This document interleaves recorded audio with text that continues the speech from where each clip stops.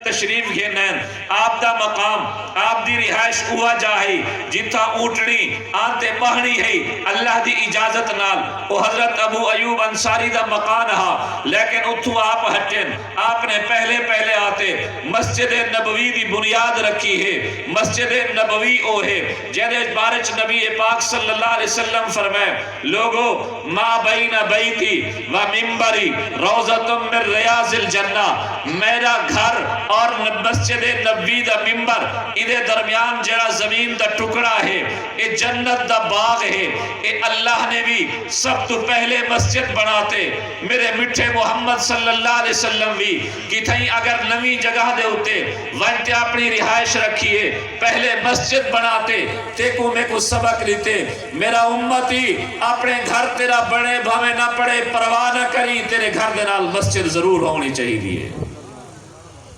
آج وہ فرض کفایہ حضرت ساقی صاحب ادا کر چکن